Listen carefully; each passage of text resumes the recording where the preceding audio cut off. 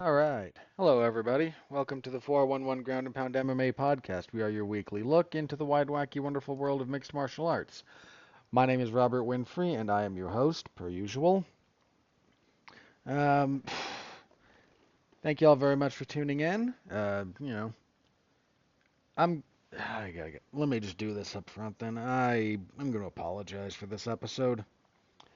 I've spent the last 90 minutes, give or take, trying to get my head right for this, and for some reason it's just not.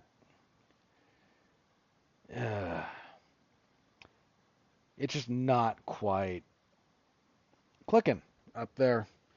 But I don't have time to do this tomorrow, so I can either procrastinate this even further in the vain hopes of my mind kind of unwinding the parts of it that are a little bit knotted up, or I can just suck it up and push forward. And because I don't have a whole lot of time left, if I want to have a reasonable amount of sleep before everything I have to do tomorrow, then this is kind of what it's going to be. So I'm sorry in advance. I don't know what's been screwing with me the last month and a half or so because I don't normally have these kinds of problems seasonally like this. But even then, if it's seasonal, normally that comes along more the other end of the year when, sunlight's diminished and everything's cold. But for whatever reason, my mental health has not been great the last, like I said, about month and a half. Ups and downs, not all of it's been terrible, but so I'm gonna push through, and if this one is just really bad, then I'm sorry. I'll try to do better next time. So on the agenda this evening, we'll see UFC on ABC 9 was yesterday. We'll give a review of that. UFC on ESPN 71, we're back in the warehouse, and that card lost its main event today. Oy. So we'll give a preview for that as it exists. Then we got some fight announcements, finally.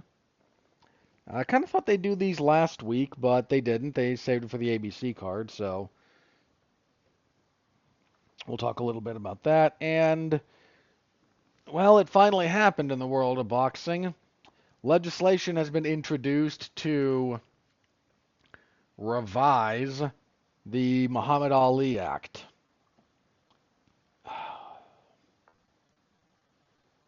I will rant about that briefly.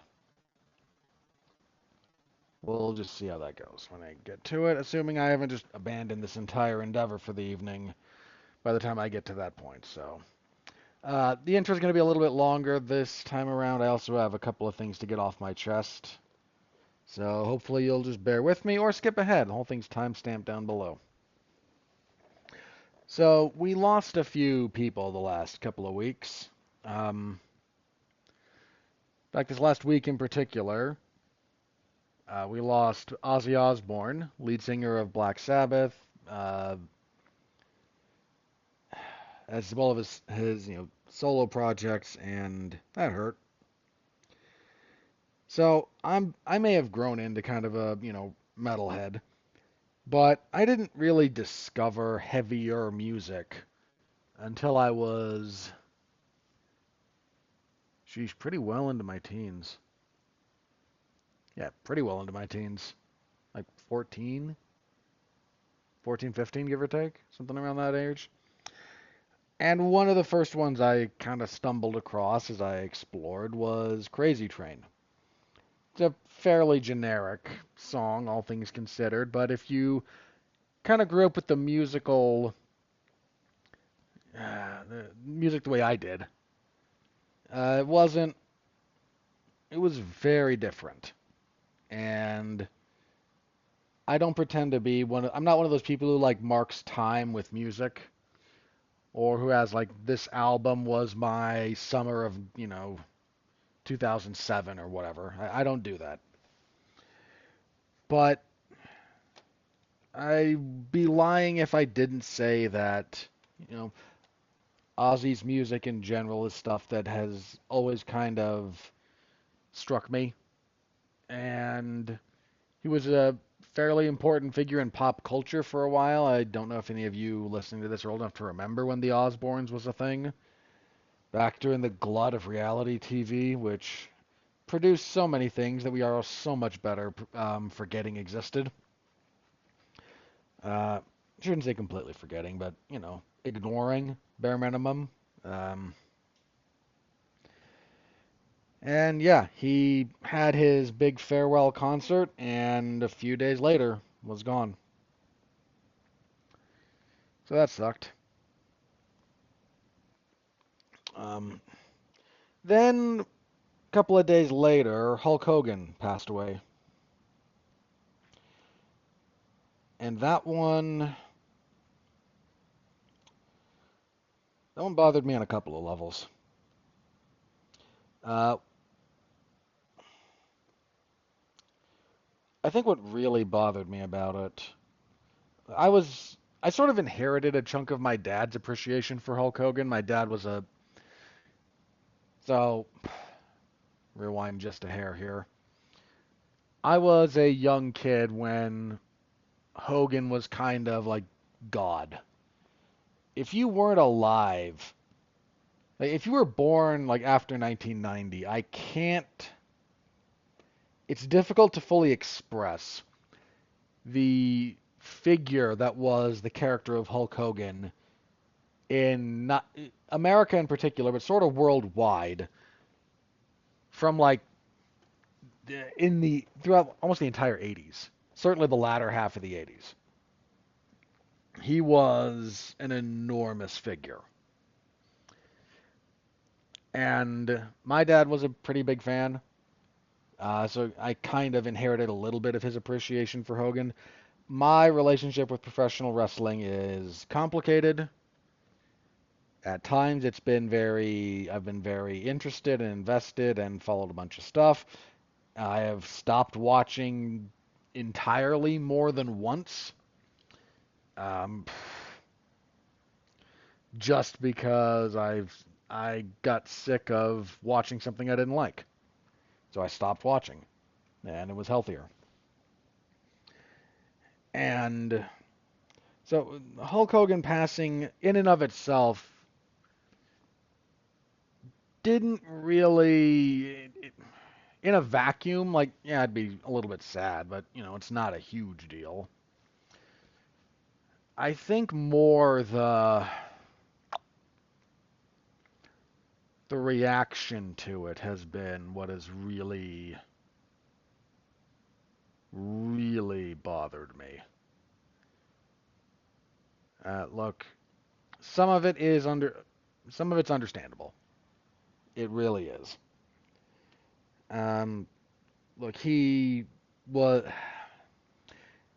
the somewhat racist rant that he went on at one point that then got leaked because it was recorded with dubious knowledge on his part after recording a sex tape that then got leaked.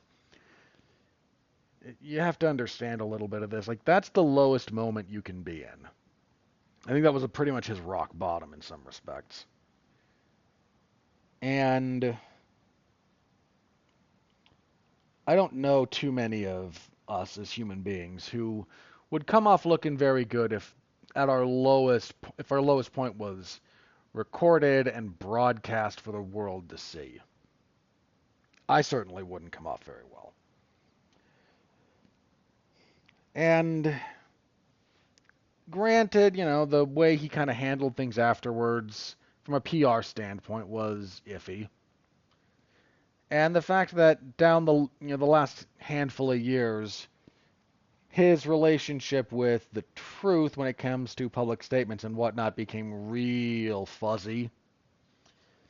I attribute that partially to aging and head trauma because pro wrestling just does terrible things to the body and the mind. But that is not to say that we should, ignore the fact that there's a bunch of bunch of stuff he said that was just demonstrably false. That exists and it should be acknowledged as such. But the number of people that I know that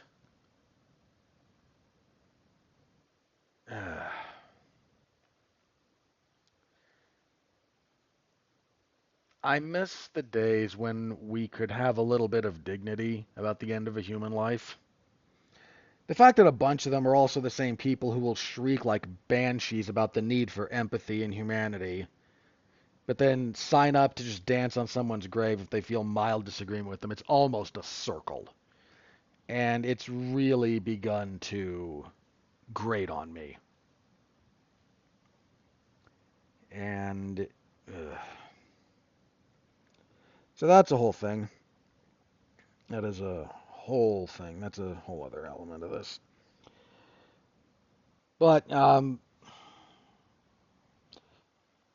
yeah, and I don't know if I feel the need to say a whole lot more on some of that. Let me just, because the other reason I bring it up is there was a memorial placard at the beginning of the UFC event on Saturday for Hogan.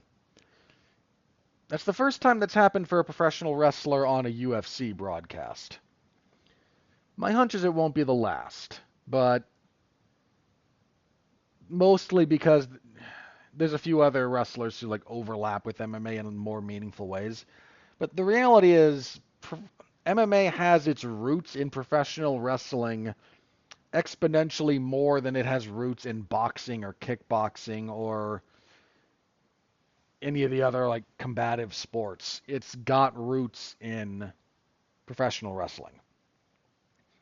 And it's it's gotten to the point where, nobody seems to like that.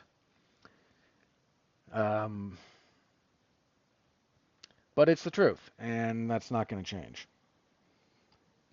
And anyway, so just kind of trying to wade through all that crap for the last few days has been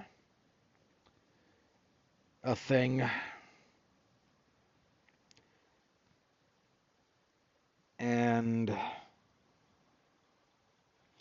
I don't know. So I imagine that's not positively contributing to my mental state at the moment. So appreciate you listening to me get some of that off my chest. All right. For those of you who stuck with me, again, I appreciate you. For those of you who skipped ahead, I completely understand.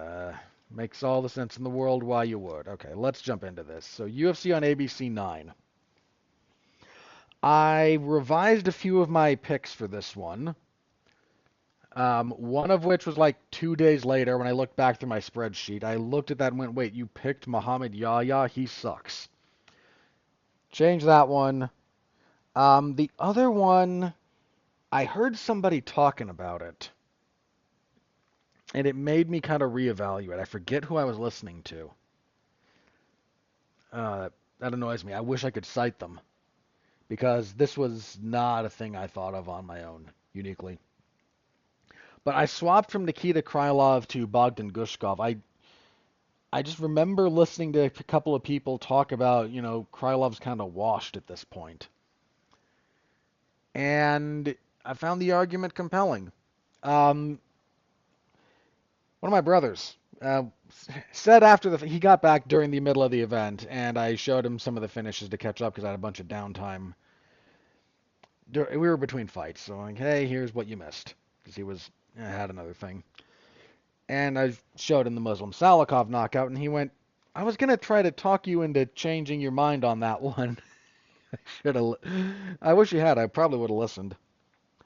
Um, but so I don't give myself almost any credit for the Stephen Wynn switch because I don't know why. What possessed me when I was moderately sleep deprived to look at Muhammad Yahya and go, yeah, that's a guy I'm going to pick to win a fight in the UFC. Uh, the Guskov one, I will give myself a little bit of credit for it. Not much more than that, just a little. But on the whole, only went 7-5. I was sweating this one, man. Um, there were a lot of underdogs on the prelims that paid a lot. Some fairly significant dogs, actually. Salikov was a pretty big dog. Bidet was a pretty big dog. Davy Grant was a decent dog. That one I should have got right. That one bugs me. I really should have got that one right, and I didn't, and I have to eat that one, but I should have got that one right. There any other? So I don't want to brag on picking the Guskov fight right because I didn't do it on air. Um, any of these that I feel good about. Tabitha Ricci, I feel pretty good about predicting. Um, that was a slightly rough first round for her, but I feel pretty good about that one. I don't think too many of the others. Um, yeah, so 7-5. I had to adjust. So I had to fix part of my numbers here because we had a retroactive change to a result. There was a fight back at UFC on ESPN 69 that went to a technical decision. Here's the thing about that. They were in Georgia, and Georgia does not allow for the scoring of an incomplete round. So the foul that resulted in going to the scorecards happened in the third round. So you only would have been able to score the first two rounds, not the incomplete third round, because there's a quirk about Georgia that doesn't let them score incomplete rounds. Scoring only the first two rounds, the draw is correct. So the guy who got penalized with the loss appealed based on that, and yeah, it actually held up because that's the way it should have been handled. So I had to go back, find who I picked. Uh, wasn't that like Cody Brundage and Malik? Abdul Malik? Yeah, I think that was it. So I had to change that, drop that over, change it to a draw, and then adjust. So I say that just because I had to take one out of my win column, put one into the losses, and I shouldn't have put one into the losses because that's a draw. Okay. I just realized I'd done some of that wrong on this. I'd had it all in the right columns, but suddenly looking at it, it didn't add up anymore because I hadn't done that properly.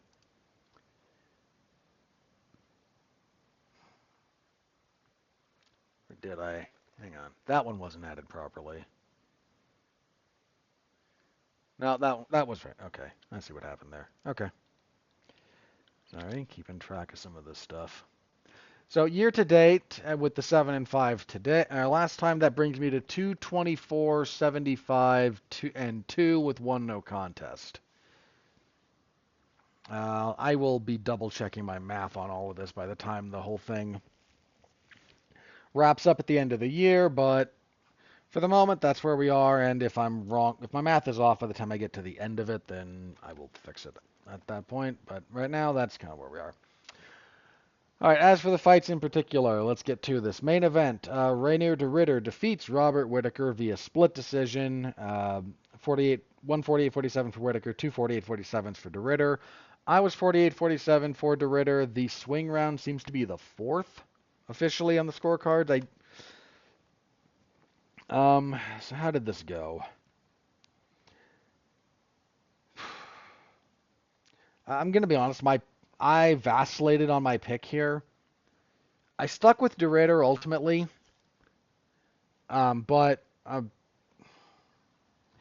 wish I had a better explanation for why. Like the closest I can get is, I said this last week, like the MMA gods seem to be moving us towards Dricus du Plessis and Reinier de Ridder fighting for the UFC belt. And until that happens, they've both got kind of like plot armor.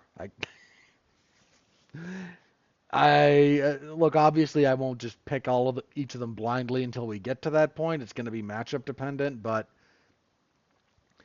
there's just kind of something about that makes me think that's where we're headed. And that's kind of the other thing is the size difference I thought was pretty notable.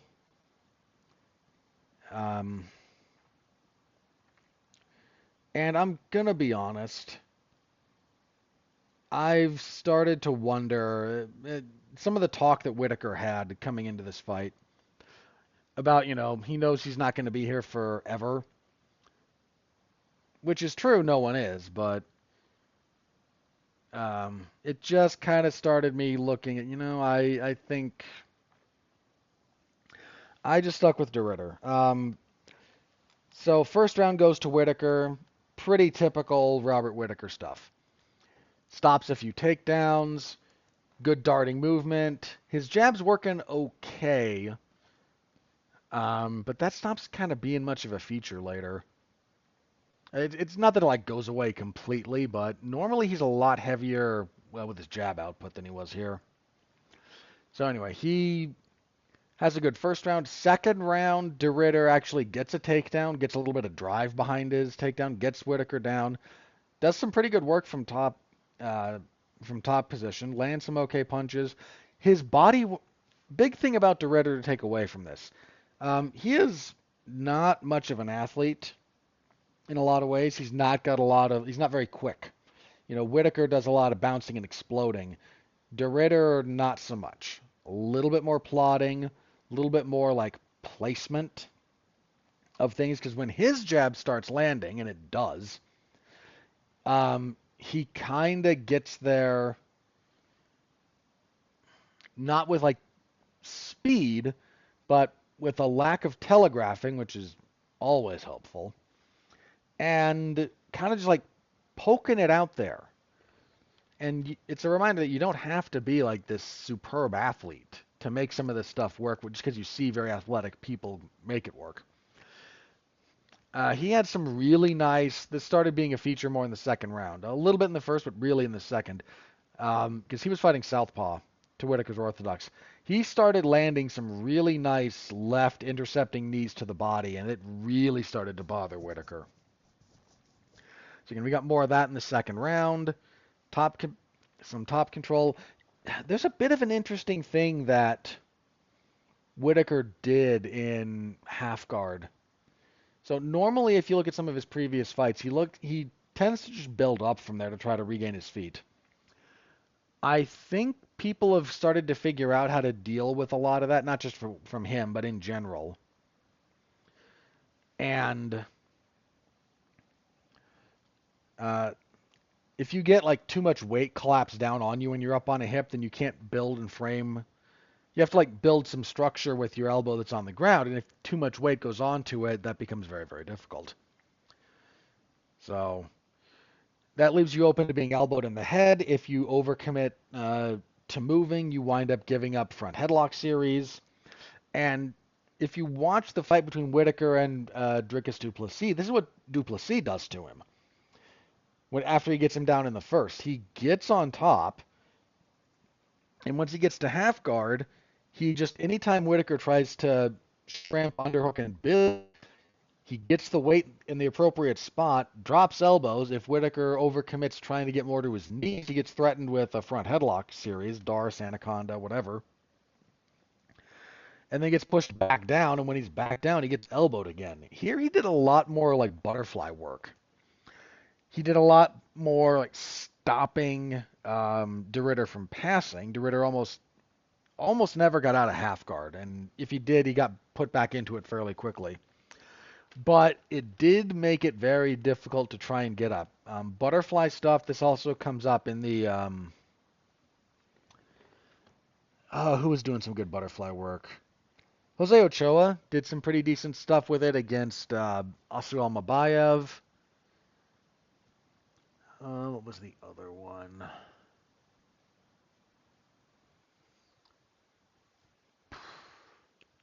There was some from Said Nurmagomedov as well.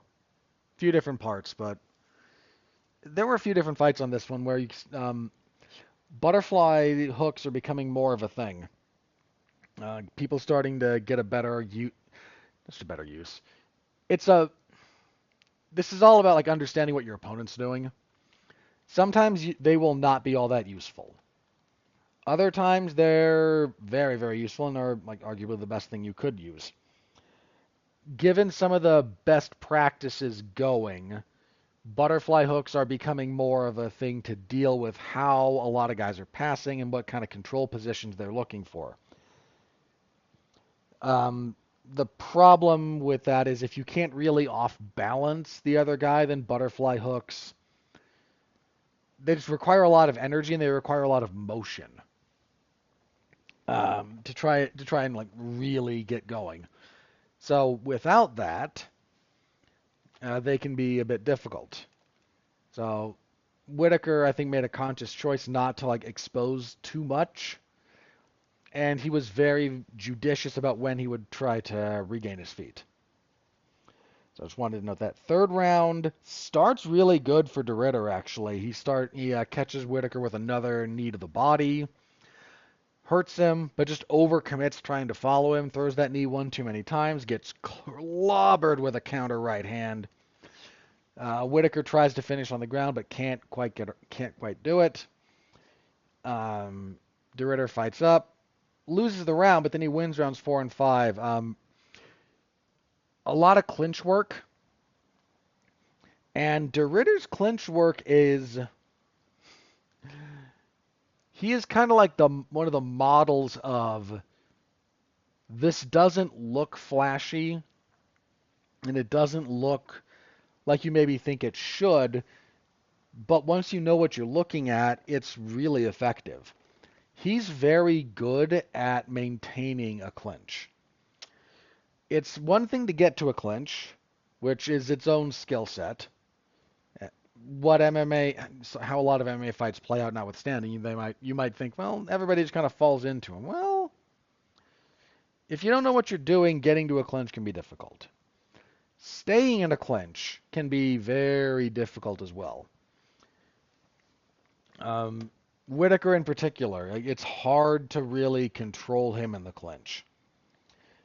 A lot of guys have tried, a lot of guys have had very, very little success in that respect. He's able to get away from de Ridder in a lot of these, but it takes him a lot longer than it normally does, and as soon as de Ridder gets you into the clinch, he's just doing stuff. It's not a lot. I shouldn't say that. It doesn't look like a lot. There we go. But he's always hitting you in the body. He's always just like, they're short little lefts to the body, but with MMA gloves, you can actually like, you can get some pounds per square inch going on there. You can get some decent PSI. Instead of trying to like punch with just the knuckles, when you're in short, if you can generate power in shorter distances by narrowing the weapon. So you can kind of just like dig in with, your thumb and your index, not like the foreknuckle almost, because you got more control over your digits. You can kind of start digging some of those short blows up into the liver, and it sucks. Like that really sucks. And, one or two aren't going to do a whole lot of them, like maybe annoy you, but 15, 16, oh, and here's a couple of knees, and you're still trying to get away. And de Ridder is just really, really good at sticking to you. I mean, he had a couple of he had an arm drag position, I think it was the first. Almost like a Russian. If you've never seen like a Russian 2-on-1 tie-up. Not a Russian 2-on-1. He almost had that going. He's just really good about sticking to you, and Robert Whittaker's not a guy who tends to like really wear down over 5 rounds. But if you watch him in rounds 4 and 5 of this, he is pretty done. Like, he's not doing what he normally does. And just the bevy of body work is a major contributing factor. And you don't have to be like the strongest guy in the world. You have to be the quickest guy in the world. Having a good clinch game and good commitment to body work, you can wear down elite level fighters. And de Ridder did. Good for him. Called for the title shot afterwards. That's going to be a tricky one. We have coming up a fight between Nasruddin Imavov and Caio Borralho. Logically, the winner of that is going to be ahead of de Ridder still. But this is all going to wind up being pursuant to the UFC's schedule more than anything. When the UFC has 2 viable challengers, and de Ridder is a viable title challenger at this point, then it's largely going to come down to who's healthy and ready on the timetable the UFC wants. And if Imavov and Bahalio like wind up in a war and it just takes whoever wins a long time to recover, and it takes the winner of Chimaev and DDP less time to recover, then they're going to aim for the person. Then you've got de Ridder, who would probably be ready on a more accommodating timetable. So he's a viable contender. He's been in the UFC for 8 months and he's 4-0. And his most recent win over Robert Whittaker, like that's some impressive stuff.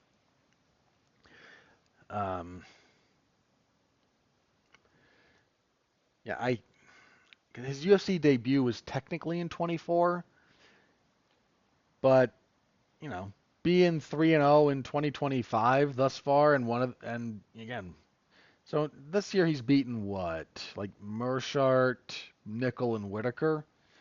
Was Mearshart his debut? Hang on, I'm gonna have to double check that. Holland, right. Holland was January. So Mearshart was his debut fight. Then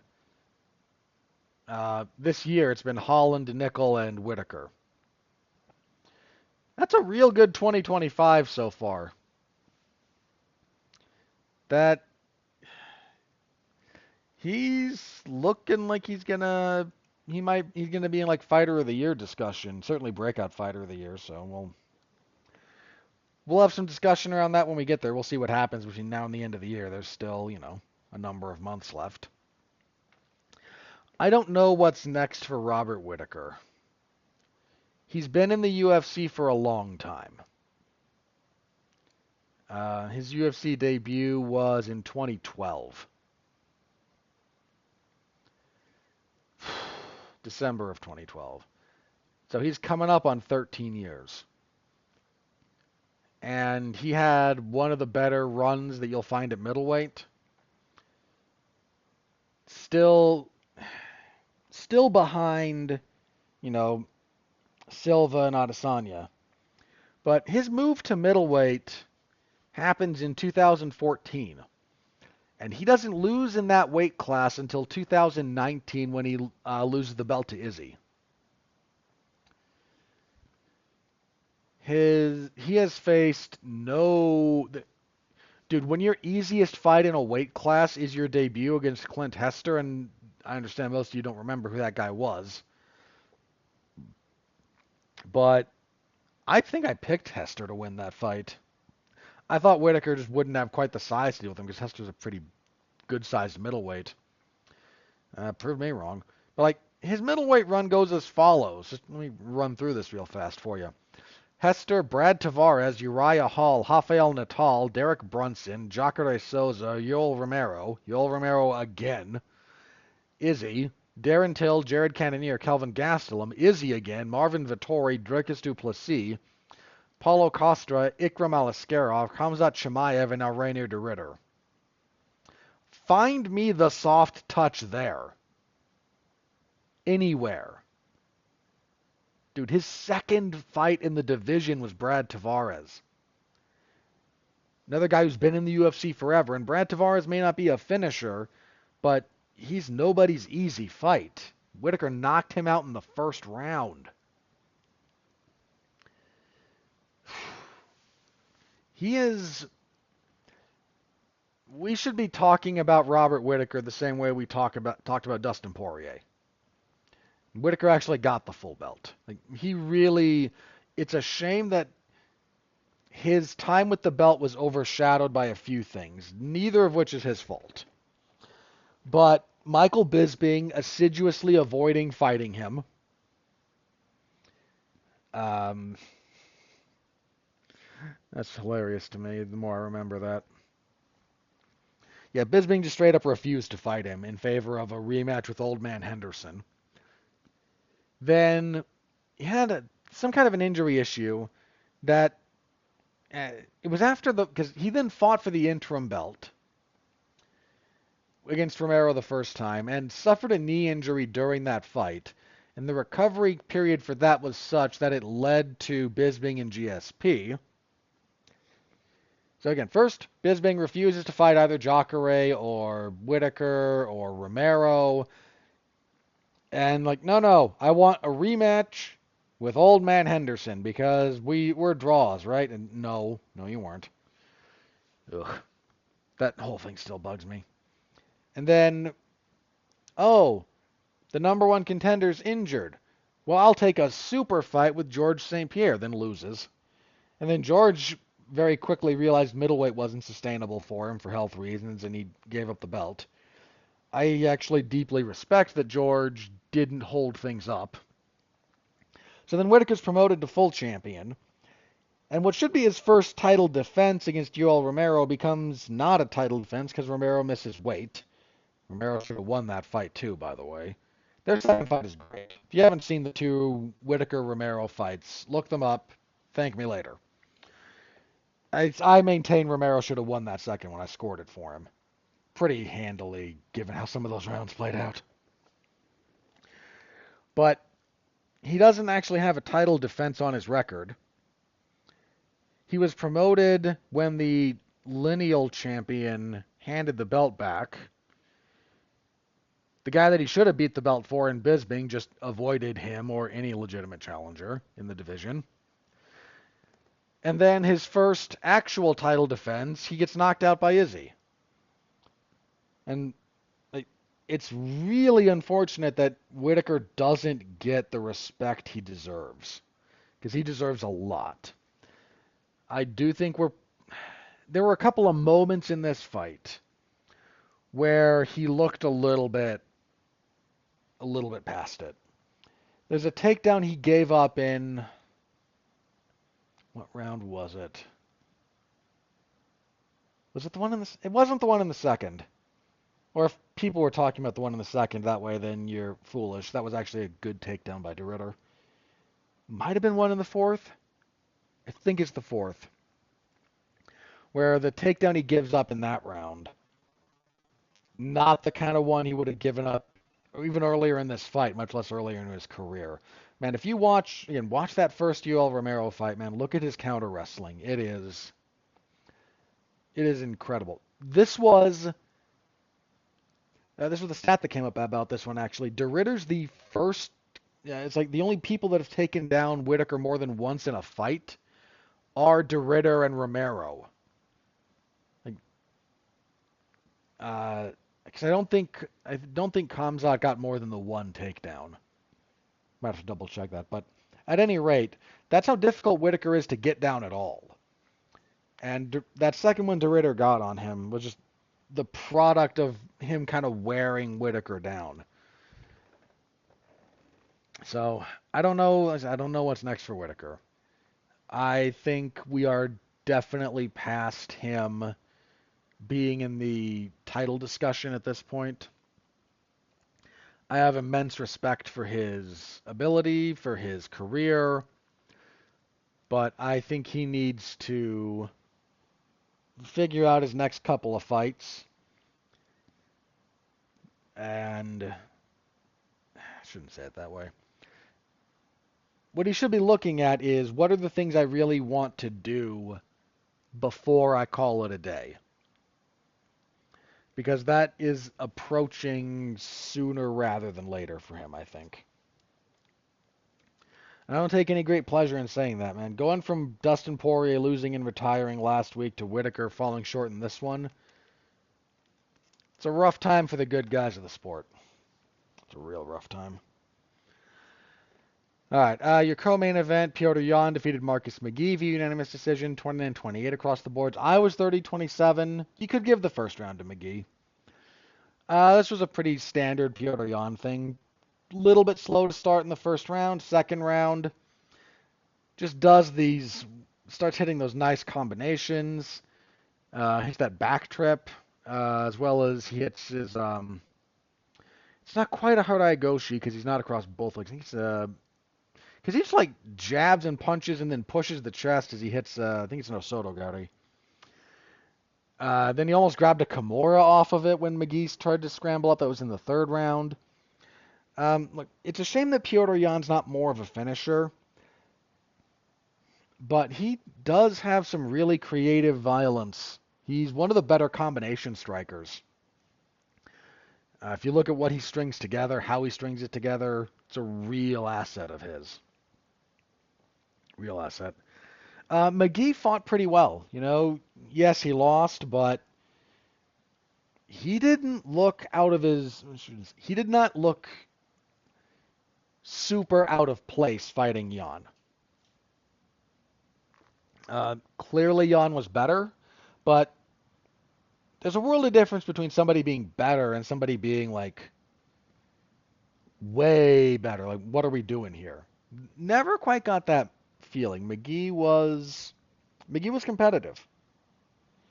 So good. Even in a loss, I think this was a pretty decent showing from him, and I expect he'll continue to fight more ranked guys next. This was just Jan's a lot to try and overcome. And Jan said, I beat Corey Sandhagen, or I could do a rematch with Merab. I want to fight for the belt next. A rematch between Merab and Jan is not the craziest thing in the world. Have to see how a few other things play out. I mean, I'd like to see Jan and Sandhagen again. Their first fight was real good. So the man fought his way back into the title picture, and you know what? Good for him. Middleweight Shara Magomedov defeated Marc-Andre Barrio via unanimous decision 30-27 across the boards. Could have given the second to Barrio. Live, I was 30-27. On reflection, I maybe should have given Barrio the second.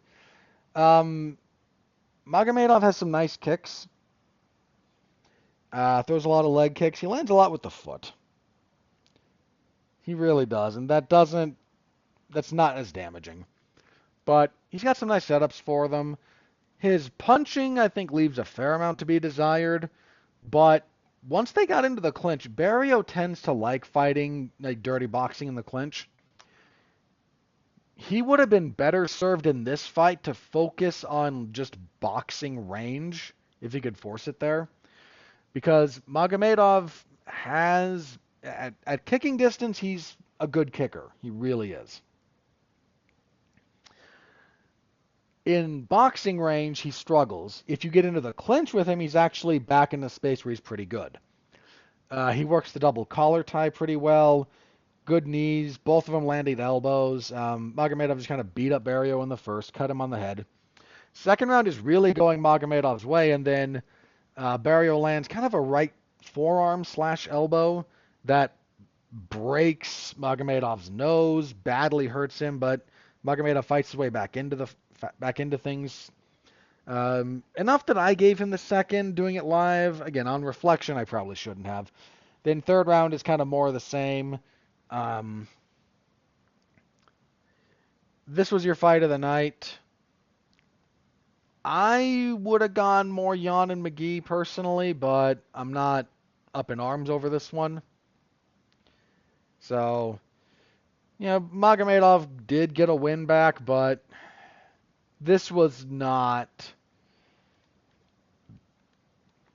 He lost a lot of not just losing the fight when he lost to Michael Venom Page. He lost, like, the mystique. He lost a lot, not just the fight. This was good to get a win, but we all know, one, it's a favorable matchup, and two, I think coming out of it, there's still a lot of the hype and the momentum that is not back after just this one win. Good win, not trying to, completely rain on the guy's parade or anything. Good win, but he's still got a ways to go. And we're all starting to realize it. And for some reason, he's the one getting he's the slightly gimmicky striker getting the preferential matchmaking instead of other guys who are strikers and are thrown to the wolves. Here's a bunch of wrestlers in a row who are just going to grind you into the mat. Flyweight next, Asu Almabayev defeated Jose Ochoa via unanimous decision, 230-27 and a 29-28. Almabayev would really like a 115-pound weight class in the UFC. He is a small flyweight. Quick shots, pretty good wrestling. Ochoa didn't look too bad here. Again, some interesting butterfly work at different points. Just really struggled to fully disengage from Almabayev anytime they really made contact. Because on the feet and at distance, he's bigger. Everyone's bigger than Almabayev. But Almabayev got the win back. I mean, if you want another example, look at his fight with Manel Kape. Almabayev was drastically undersized when fighting Manel Kape, which contributed to how that fight went. But again, not the only reason. Kape, poked him in the eye a bunch too, but contributed. And kicking off the main card, Bogdan Gushkov knocked out Nikita Krylov 4:18 of the first. Krylov just overcommitted on a kick, dropped his backhand. He was southpaw, threw a left kick, dropped his left hand. Gushkov intercepted the right hand. Pretty much all she wrote. On the prelims, Bryce Mitchell defeated Said Nurmagomedov via unanimous decision, 29-28. I probably should have seen this one coming. Said Nurmagomedov does a good job fighting off double legs because he's got a nasty guillotine sequence. In fact, he hit a nice guillotine reversal in the... Was it the third round? I think it was the third round when he hit it because he wound up still kind of losing the round, but it was a good moment. But he does okay dealing with double legs. But he wears down as the fight goes on. And if he can't have like a boatload of success in the first to build on, he kind of wears down. And he hit Mitchell a lot in that first round. Mitchell's defense is still porous. Mitchell got dropped with a knee. But Nurmagomedov slowed down and Mitchell stayed steady. Had some decent rubber guard work from Mitchell at different points here. Got some man, if you want to understand a little bit about this fight, Mitchell won the third round, and I don't think he landed a single significant strike. That's kind of the kind of fight this was. So Mitchell got a win at bantamweight. He looked okay for the weight class. It looks like a lot of his time at featherweight was mostly a product of being in good shape but not really weight cutting. It doesn't look like 35 is a hard weight cut for him. So see what he can do. His defense has to get shored up, though. Really, really has to get shored up. Speaking of defense and the lack thereof, Muslim Salikov knocked out Carlos Leal 42 seconds into the first round. Leal, a lot of forward pressure, still got some good power, but didn't get his head off the center line, overcommitted, threw a left hand. Salikov avoided it, counter with a right, one and done. Salikov called out Stephen Thompson after the fight. Yeah, I'd be down for those two old guys doing spin stuff at each other. 1,000,000%. Davey Grant defeated Damon Blackshear via unanimous decision, 29-28 across the board. Good first round for Blackshear. He just got the back, but couldn't do a whole lot with it. Then couldn't ever force the grappling in the second and third rounds. And Davey Grant with some pretty good leg kicks, nice body punches. Just a fairly standard Davey Grant performance. This one I should have got right because Davey Grant's good. And I don't mean the Blackshear isn't, but he's inconsistent enough. He's usually got a good first round, but after that, kind of not as good. Not as good in rounds 2 and 3. Tabitha Ricci defeated Amanda Hebos via elbows, and mostly elbows. 2:59 of the second. A lot of clinching. Hebos gets a nice judo throw in the first. I think this one would have been the Harai Goshi. She stepped across the hips. I'll have to double check. My judo terminology is You may have known.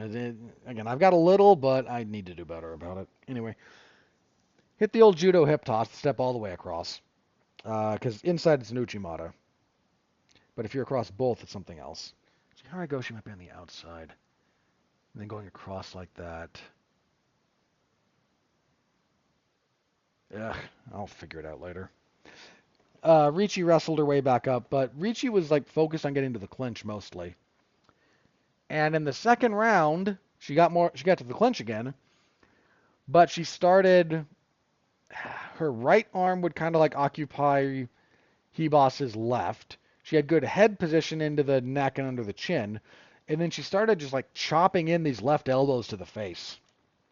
Hit like 3 in a row to the eye, and then Hebos just slumped over, and yeah, that'll do it, man. Um, eye damage is one of those things that like if you push through that, you are a special kind of person because you can just you can really easily get in your own head about some of that stuff. Even like swelling around it. We'll talk about this when we talk about Yaya in a minute. Like a broken orbital and some swelling is that's all can be gnarly depending on how badly the orbital can be broken. But because the one that really got this from that got Ricci to that got Hebos to react very very badly was like point of the elbow into the eye, like not around the eye, into the eye. And when you get hit in the eye like that, somewhere in your brain goes, "Oh, I'm blind. I'm never getting this back." And it even amongst fighters, it's rare to just be able to persevere through that kind of an injury. Um, Confirmed that there was some breaks to the orbital, and again, there were like 3 of them in a row that Ricci landed. So good win for her. Light heavyweights, Billy Elikana defeated Ibo Aslan via unanimous decision. 230-27 to 29-28. This fight sucked. This was one of the worst fights I've seen all year. Terrible fight. Absolutely awful. At featherweight, Stephen Wynn defeated Muhammad Yahya via TKO. There was a doctor stoppage between rounds 2 and 3 because Yahya's left eye blew up like a balloon. I mean, genuinely one of the worst swellings I've seen. So I am shocked there was no broken bones. You don't need them to cause swelling like that, but it looked bad. So Wynn knocked him down like 6 times in the first round. Just a boatload of them. Yaya's defense is not good, does a lot of stepping kicks, and he's very predictable about it, and Wynn just kept clocking him. Second round, actually, Yaya actually does hurt Wynn briefly with a punch. Can't really follow up. Yeah, they had to stop that between rounds 2 and 3. His eye wasn't all that bad coming out of the first. Then, bitway into the second, you see it start to swell. And then by the time that round ends, it is shut and it is bad. So, yeah. And kicking everything off, Martin Bidet defeated Marcus Buchecha via unanimous decision, 29-28 across the boards. Buchecha took this fight on somewhat short notice.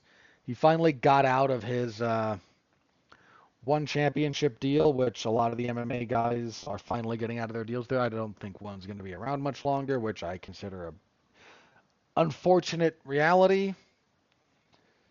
They're basically just a regional Muay Thai promotion at this point. So Buchecha wasn't really in the best shape.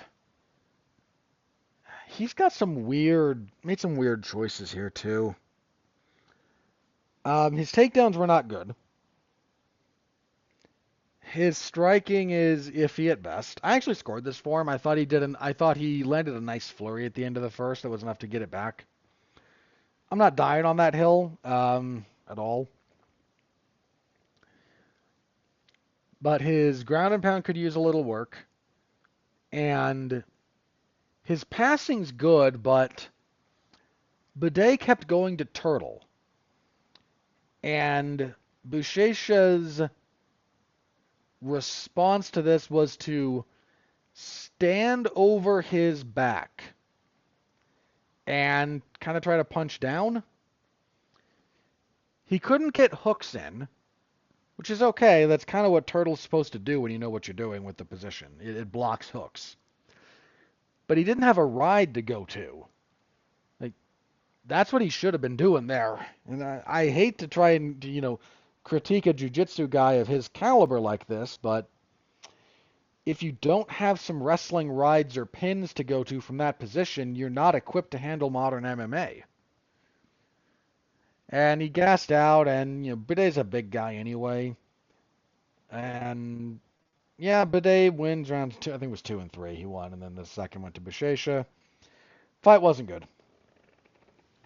I already mentioned it. Your fight of the night was Magomedov and Barrio. Performances went to Muslim Salikov and Steve Wynn.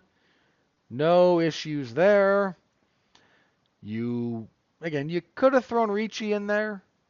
Guskov and Salikov was kind of a coin toss there, and I'm fine with it going to Salikov. Yeah, that's it. Full report, MMAZone411mania.com. Y'all know where to find it. Go give it a read. I appreciate it. Thank you very much. All right. We're running a little bit long today, so you already know whether we are or not, but we'll just see how this goes. All right. UFC on ESPN 71. So this is coming our way from the warehouse. Golly. It was not a good card. I think I said that last week. I shouldn't say it wasn't good. It wasn't awful. But it's very much warehouse fights. So then earlier today, news breaks that the main event was to be between Amir Albazi and Tatsudo Taira. That's out. They're looking for a new main event. I don't know if they'll find someone. They're saying that Taira might be the one that stays on the card, so the issue would be with Albazi, theoretically. So they don't have a main event. I mean, they could promote a few of these other ones to main event status, and who cares? But, yeah, we don't have that at the moment. I will reserve judgment for potentially picking Taira to see who might go against him. For what it's worth, I would have picked him to beat Albazi. Not by a giant margin, but I would have favored him. So there's that. All right, we're going to move on and just kind of see how some of this stuff falls. Next up, Mateusz Rembeszki and Chris Duncan. So Rembeszki is coming off of that fight with... hang on, let me double check that fight. Yeah, that fight's off. Yeah, we were supposed to get Azamat Bakoev on this card. He's had 2 different fighters fall out. He was supposed to fight Torres Finney. That fell apart. Then he was supposed to fight Yusri Belgori. I'm going to assume Belgori. That just got announced. It fell out today. We also lost Andre Lima and Felipe Bunas. That's kind of unfortunate. That was a decent little fight. Anyway. So next up, again, Rembeszki and Duncan. Rembeszki, I believe, is coming off the Oralby fight. Yeah. Yeah, he is. So he's taking on Chris Duncan. And Duncan has been doing some decent work. He's 13-2. He lost his UFC debut, if memory serves. Yeah, but he's won... No, he won his first 2. First one was split, was dubious. Then he beat Yanal Ashmouz, then he lost to Manuel Torres. In successive fights, he's guillotined Balaji Oki and Jordan Vucenic. Not trying to discount Mr. Duncan here, but I'm going to go. The odds are with Rimbeshki. I tend to agree with that. So, go down one space. I'm going to go with Rimbeshki. I think he's still a pretty good fight. He's pretty good as long as he avoids some of Duncan, because Duncan's at that phase where he's got a few things that he does really well that you just have to be mindful of. And if you avoid that, you're going to have not an easy time, but this is a very winnable fight. Now, just put it that way. Okay. Next, we have Elvis Brenner and Esteban Rubovics. Let's have a quick look here. So Brenner, 16-5. Mixed UFC results, 3-2. Came in with won his first three, Zubair Tukhugov, Guram Kutadzeladze, and Kainan Khrushchevsky. Then he lost to Orlby and he lost to Joel Alvarez, but Brenner's good for a scrap, which is a good thing, because so is Rubovics, who is 14-2. Coming off a split decision loss to Nasrat Hakparast, that could have gone his way. I think I scored it for Hakparast, but again, could have gone his way.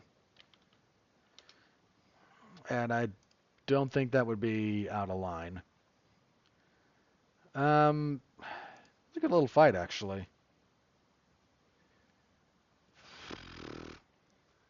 Odds are with Rubovics. I think he's probably fought the better competition as a general rule.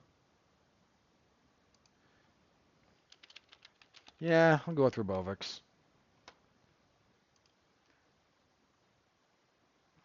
Let's see. Next, Carol Hossa and Nora Cornole. Hossa, 18-7. Been around the UFC for a bit. Coming off a loss to Eileen Perez. She's been trading wins and losses for the last little bit. Beat Betch Correa, lost to Sarah McMahon, beat Lena Landsberg, lost to Norma Dumont, beat Yana Santos, lost to Irene Aldana, beat Penny Kianzad, lost to Eileen Perez.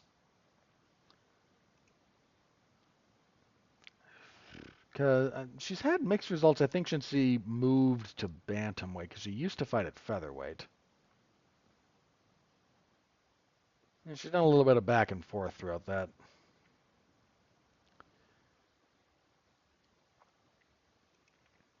And Cornell has 3-1 in the UFC. She's taken a step up here, given Hossa's status. Her only loss in the UFC was a split decision to Jacqueline Cavalcante, which shouldn't have been split, first of all.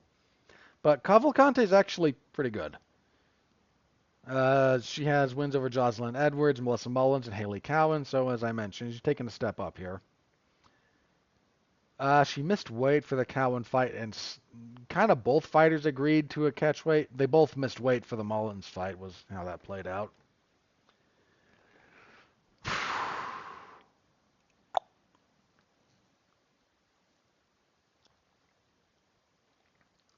This feels like one of those ones where I should go with Hossa. She's a bit more proven. The odds are with Hossa. I'm actually going to go with Cornell. I don't know why. That feels weird to me. I may change my mind on that one. Plus, there's a non-trivial chance that Cornell misses weight, and as always, I reserve the right to change my mind if a fighter misses weight. Welterweight next, Neil Magny and Elijah Zaleski dos Santos. Fine enough old guy fight. I feel bad saying that, but Magny's 37 and ZDS is 38. Here's the thing. Neil Magny doesn't do well with fighters that kick him in the legs. Zaleski's a decent leg kicker. Uh, I'm gonna go with Zaleski.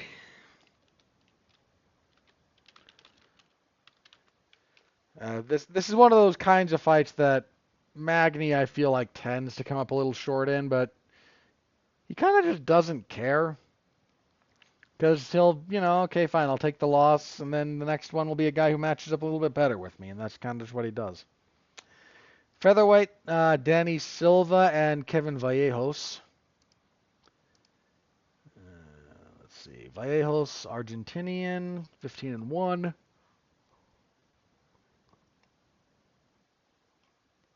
Oh, sorry, 4-fight winning streak.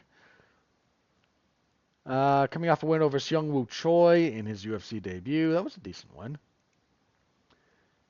Silva is 10-1. Also has a 4-fight winning streak. 2-0 in the UFC. Missed weight for the fight with Josh Culibao. Got a split decision. Then beat Lucas Almeida in another split decision. Huh.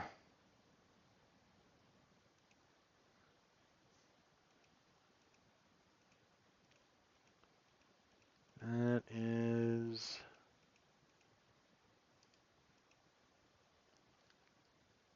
is interesting. I feel like the odds are gonna. Where are the odds on this one? They're probably with.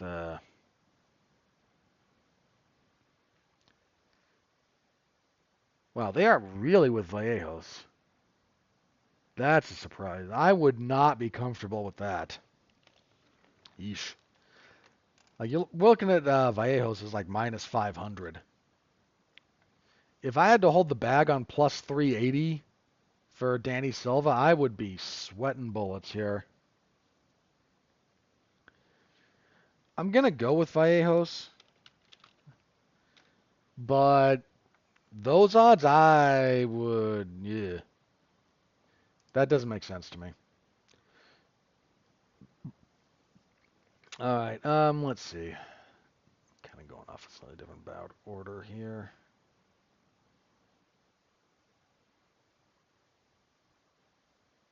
So, it's not been updated.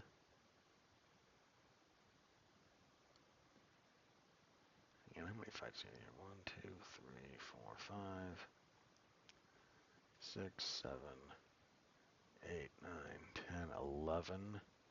All right, let me check something real fast. So one of my sources is seemingly incorrect. Okay. All right. Nakamura Fletcher, Vieira Gore. I'll get to you guys. Klein Pulev. Brunas, that's off. Okay. Looks like at least one of these. Okay. Okay. There's a few here that are listed as announced that I'm not seeing on some orders, but for the sake of whether or not they're there, I will make picks. We'll get to that down the line. All right, anyway, Rinya Nakamura, Nathan Fletcher. So Nakamura coming off of his first loss. He struggled against Muin Gafarov. So Nakamura's a very good wrestler and grappler, but doesn't have a lot outside of that. And when Gafarov shut that down, it really iced his game out. That's going to be the thing that Fletcher has to try and do here. Fletcher is 9-2. See, lost his UFC 1-1 in the UFC, excuse me. Beat Zygmantius Ramska, and then lost to Caroline Loughran. This feels like Nakamura.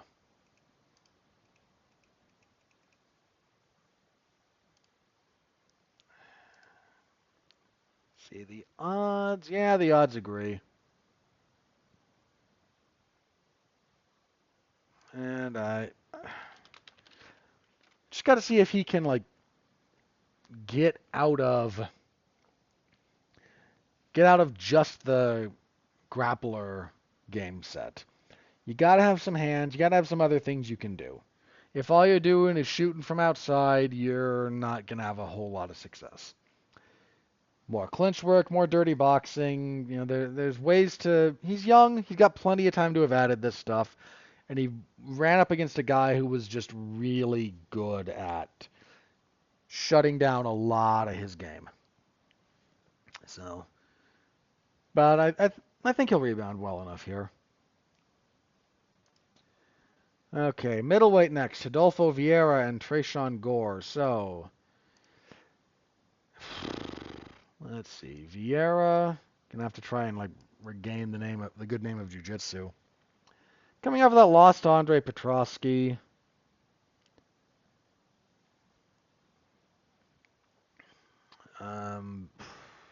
Let's see here. And Gore, I don't think all that much of Tresean Gore.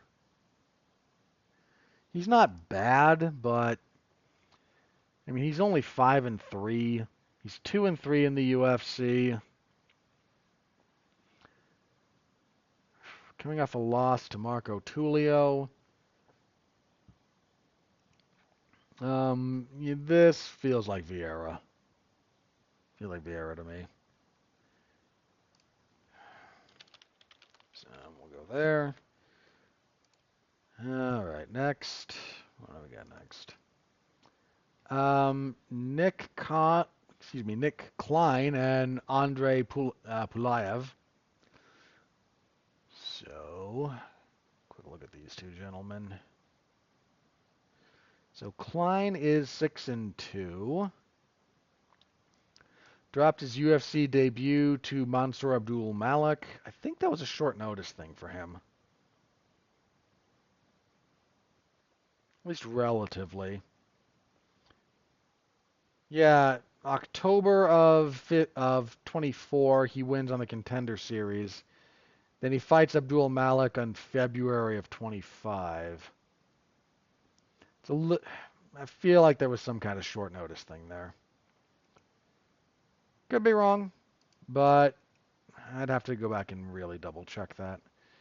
Pulayev, 9-3. I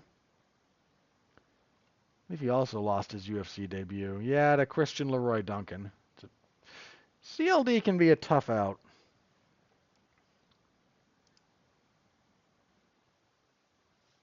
Odds have this fairly close, but lean towards Pulayev. I will agree with that.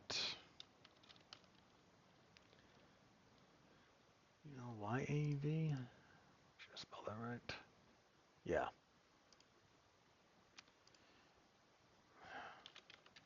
Okay, there we go. Alrighty. Let's see. Then we have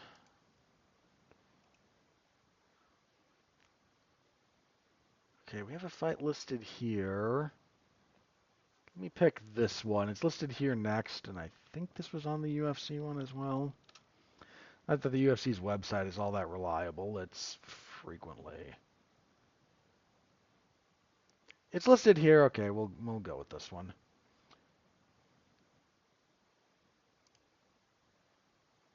So Felipe Bunas, we lost him and Andre Lima, which again was a pretty good fight. Instead, in steps Rafael Estevam. So Bunas is 14-7. 1-1 in the UFC. Lost to Josh Van. Coming off a good win over Jose Johnson, though. And Estevam, undefeated, 13-0. 2-0 in the UFC. Missed weight for the Charles Johnson fight, but beating Charles Johnson is nothing to sneeze at, and he's coming off a win over Jesus Aguilar.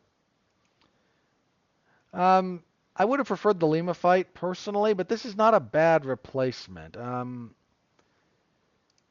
a full camp, I'd lean Estevam. I'm still going to lean Estevam. Not that heavily, geez, yeah. The odds, again, have Estevam like -500. I wouldn't be that confident on again, relatively short notice. But I do like his game in general, so. And kicking everything off, we have Piero Rodriguez and Ketlin Souza. So Rodriguez 10-2, 3-2 in the UFC. Just broke a 2-fight losing streak by beating Josephine Knudsen.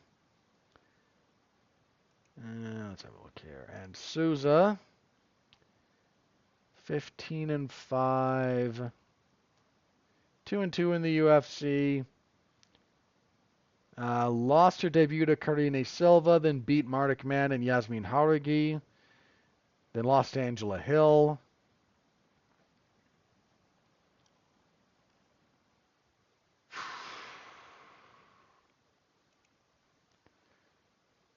Alright, I'm just going to go with the odds on this one. Odds are with Rodriguez. Am I just going to go with the odds? I am, but because it's very late, I'm going to asterisk this one for myself and give myself the opportunity to change my mind should I feel differently in the morning, basically. Okay.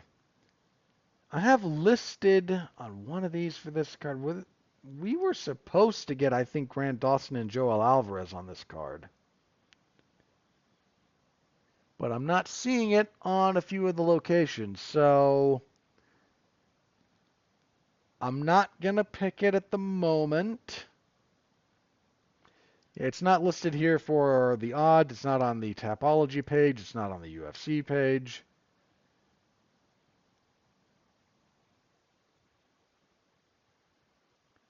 I'm going to double check that. Yeah, I'm not seeing it. If that is still on this card, it should be the new main event. Give those guys 5 rounds to kill each other. That'll be great. So, again, I'm not picking it. If it does come through, you know what? Hang on. Let me put a doohickey around this. My inclination is Alvarez. So, in the event that something like that happens on this card, I will pick Alvarez. Right, that'll be it. Saturday, MMAZone411mania.com. Y'all know where to find me over there, so hop on over when the time comes around. Thank you very much. I appreciate it. All right. Moving that over. Jeez, we've been at it for a minute or two, haven't we? All right. All right, let's do some quick fight announcements. I may put off my discussion of the Ali amendments until next week. In fact, yeah, let me. I'll do it real. I'll do something real brief today, but I've got a little bit more reading to do on that one. So next week, I'll make a note of it. Next week, I want to talk about it a little bit more in depth. I also assume next week we'll have a lot less of just stuff to talk about. Anyway, so fight announcements. We got a few of them. We got our new co-main event for UFC 319. It's going to be Aaron Pico and Lerone Murphy. Good fight. That's a much tougher fight for Aaron Pico than his original UFC debut. Not that I think. Actually, is that tougher than most? In some respects, it's tougher. Lerone Murphy's harder to look good against. Not that looking good against Movsar Evloev is easy, but something about the way those two match up, I think. Like, Evloev would have kind of wrestled with him, and Pico could have shown off some of that. Murphy, there'll be some, but Murphy's going to try and make him look bad. But perfectly serviceable co-main event. Still excited to see Pico in the UFC. UFC 320 got announced. Not all of it, but a chunk of it. So your main event for the light heavyweight title, Magomed Ankalaev and Alex Pereira 2. I'm okay with that. It's not my favorite thing, but light heavyweight's a wasteland, so what are you going to do? Co-main event bantamweight title fight, Merab Dvalishvili and Corey Sandhagen. Very excited for that one. Should be a good fight. Also on that card, Yuri Prochazka and Khalil Roundtree. That'll probably be fun. Edmund Shabazian and Andre Muniz. Meh. Macy Chasson and Yana Santos. Meh. Joe Pyfer and Abus Magomedov. Slightly more interested. Meh. Ateba Gautier and Osman Diaz. Gautier killing someone is fun, I suppose. And Fardad Basharat versus Chris Gutierrez. Gutierrez is a guy that he's got ability, but I don't think they're trying to give Basharat a little bit of a bounce back. He's had he's had a little bit of a rough. No, he's the undefeated one. Javid's the one who's had a rough time. Farad's the one who's done pretty decent work. So yeah, that does change my. Still gonna go with Basharat there, but Gutierrez will be a decent test for him in some respects. So anyway, that's 320. It'll be coming our way from. It'll be in October. It'll be in Nevada. Looking like an okay card. UFC 321 got a main event. That's October 25th in Abu Dhabi for the pay-per-view. Main event for the heavyweight belt, Tom Aspinall and Cyril Gane. We'd all kind of known that was coming. Also on that card, Alexander Volkov and Jailton Almeida. Poor Volkov. And I suppose when the UFC said they'll take care of him after he got kind of a raw deal against Cyril Gane, sure, we're making it right by you fighting Jailton Almeida. Sure. Alexander Rakic and Azamat Mirzakhanov. That's actually a fairly relevant fight. Hamdi Abdelwahab and Chris Barnett. Don't care. Ikram Aliskerov and Jun Young Park. Yay! The Iron Turtle. It's my soft spot for Park, notwithstanding. Seeing Aliskerov's back, moderately interested. And Azat Maksum and Mitch Raposo. That'll be okay. So that's all we know at the moment, but 321 starting to take shape. The Noche card from San Antonio. This will be September 13th. It's a fight night. That got a main event. Diego Lopez and Gian Silva. I'm fine with that. Still would have preferred Lopez and Yair Rodriguez personally, but that's just me. This is a fine fight. Also on that card, Jose Medina and Dushko Todorovic, Jesus Aguilar and Luis Gurule. That'll be all right. Raquel Pennington and Norma Dumont. That'll probably suck. Rafa Garcia and Jared Gordon. That should be okay. Rob Font and Raul Rosas Jr. We're really trying to see what's up with Rob Font at this point. Edgar Scheidez and Alessandro Costa. That'll be okay. Joaquim Silva, Claudio Puelles. That'll be all right. That's kind of the end of the stuff that'll be all right. The others on this card, let me just read them off for the sake of doing so. Alice Pereira and Montserrat Rendon. Bleh. Tatiana Suarez and Amanda Lemos. Don't care. And Cedricus Dumas and Zachary Reese, allegedly.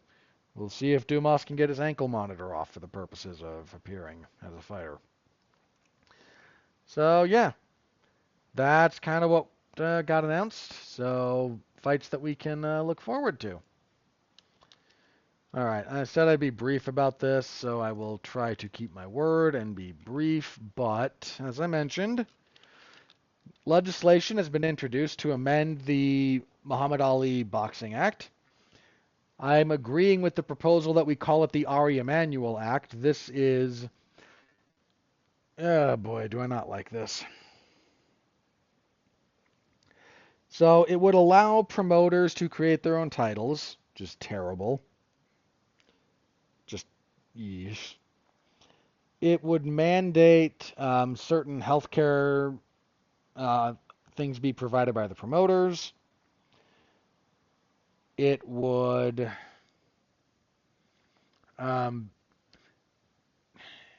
functionally, it would basically require promoters to have their own like UFC PI.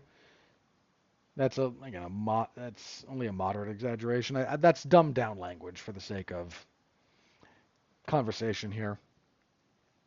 It would pretty much also remove the requirement of promoters to report to boxers what they made, which is one of the major things that the Ali Act does, is a promoter has to tell the fighter how many pay-per-views they sold, what the gate was, like all that stuff has to be given, all that information has to be given to the fighters. Not so in MMA, because this is what they're trying to do. They're trying to be able to impose the MMA model onto boxing. And look, the boxing model it's got problems. I don't pretend that it doesn't. But if you think this is going to make boxing better, you need to look at MMA. And I don't mean look at how much money the UFC is making. I mean look at the state of MMA and tell me it's good. Tell me it's healthy. You can't at all. It is not. MMA is not in a good spot right now. Maybe that'll get fixed. I freely admit it might. Markets, they expand and they contract. It's not a static thing. There's a degree of fluidity to it. But the death of the MMA marketplace has had negative repercussions and will continue to have negative repercussions for the UFC going forward. They already are struggling to find talent. Talent recruitment and acquisition in MMA is becoming more and more of a problem. It's not an insurmountable one, but that's just I talked about that a few weeks ago. I don't feel like rehashing it too much here. So I don't like this. I don't like the legislation in particular. I'm going to be letting my representatives know that I don't care for it. Not that I think they're going to care that much, but that is what I can do as part of how the government system works. So I'm going to inform my representatives that at least one of their constituents is pretty vehemently opposed to this, and we'll just see how it goes. But if you want appropriate updates on this, not from me, doing kind of the polemic thing, both Eric McGracken and John S. Nash are kind of the guys at the forefront of this thing, so read their stuff on this. They are doing a lot of work looking into a lot of this stuff, so pay attention to what they're talking about. They know their stuff. Even if you don't agree with them, even if you are one of the people who looks at all this and decides this is a thing that I think is good and that I would like to see implemented, you should still be reading work from people who are competent in their fields so that you can make better. When I say make better opinions, I don't mean necessarily ones that agree with them, but so that you can be more informed. You still are going to land where you're going to land, but don't approach it from a position of ignorance. It's the only thing that I can request of you. So, and yeah, I will probably talk a little bit more about this either next week or as more information kind of comes to light and as more things are discussed. But that's the thing. So boxing, beware. This is going to go super, super, super bad for boxing if this goes this way. If you think MMA has a problem recruiting talent, wait till boxers have to take these giant pay cuts because there's no market. This is one of those things that bothers me. If your response to us pointing out that the UFC contracts are, not great, is, well, then don't sign the contract, that works in a marketplace where there's legitimate competition. So hypothetically, I don't like the wages being offered by Walmart. I can go to another retail store and get better. If you don't like what the UFC is offering, you don't have anywhere else to go. One's on its way out the door. Certainly it's done with MMA. It's pretty much done with MMA. There's some bigger regional stuff you could get to in Eastern Europe in particular. I mentioned this before, but like Octagon, KSW, they're doing pretty good. But they don't, there's how much are they running? How often are they running? There's some complicating factors there. There just is nothing. Oh, pardon me. There's not much that's even remotely comparable to the UFC. No, PFL doesn't count. So the notion that, well, if you don't like the contract, then don't sign it, you're basically saying if you're not willing to work with the UFC, you're not willing to work in the field. If you're not willing, like saying, if you're not willing to teach, you know, math to fifth graders, then in this school district, then clearly you don't want to teach math at all. And you should pursue something other than teaching.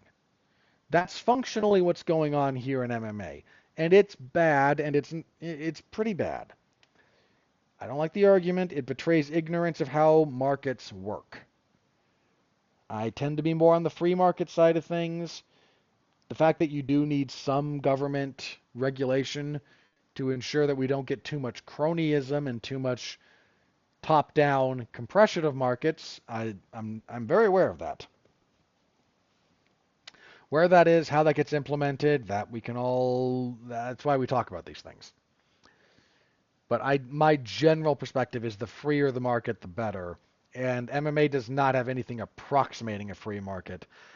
Also, as a minor note, Dana White doing the kind of hyper-individualistic thing as a talking point through the podcast circuit, then leveraging his money, his position, and the company that owns the UFC's relationship with government officials to use the force of government to crack down and force the market to be more in accordance with what he thinks it should be, because it's the only way he can actually succeed. That is a deep, deep irony that is not lost on me at all. So, yeah, we'll keep an eye on that stuff as it develops. I don't expect that'll have a happy ending, but I could be wrong. I've been wrong before. All right. I'm going to check the old socials, and if there's nothing new worth talking about, we will do plugs and get out of here because it's late and I'm tired, and I need to try and be at least somewhat chipper for my podcast tomorrow. So we'll see. Nope, I don't see anything new there. So, plugs. Monday on Damn You Hollywood, we will be reviewing Fantastic Four, First Steps. So that'll be Mark, me, and Alexis is currently the setup. And if there was one other person there, I could pass the buck and just read a book again. Because everyone else is really enjoying that movie, and Ugh. I don't know. It gets real tiring being the guy raining on everyone's parade. More so when I don't think anything useful comes out of it. I don't mind having an opinion that differs from my friends. I don't mind defending my position when I disagree with them. But if the disagreement doesn't lead to anything, useful or insightful or helpful, then I just wind up questioning what the heck are we doing here. So I don't know. I'll figure it out between now and then. So listen to that. That'll be the Damn You Hollywood on Monday. WWE SmackDown on Friday, UFC event on Saturday.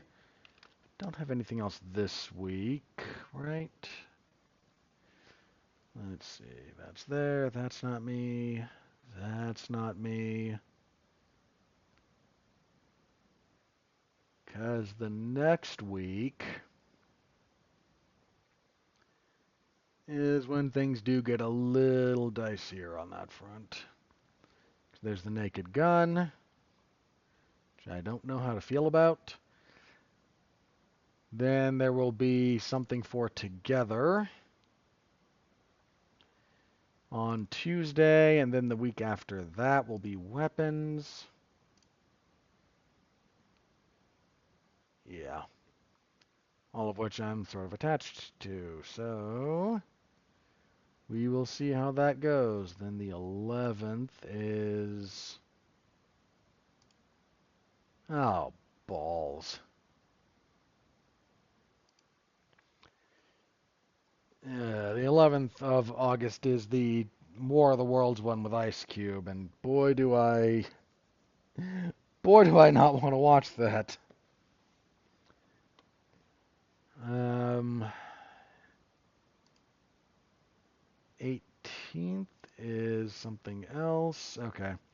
Sorry, that's me looking way too forward. Anyway, you know what the deal is for the rest of this week.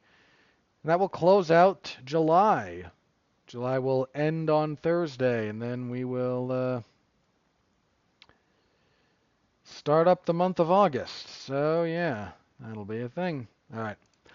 That's it for me for this week. Thank you all. I appreciate you bearing with me through a longer intro and just kind of having one of those off days. So, we'll be back here next week, and we will hopefully have a better show for you. So, tune in then. Until then, thank you again for listening. Stay safe out there and continue to be well, be safe, and behave.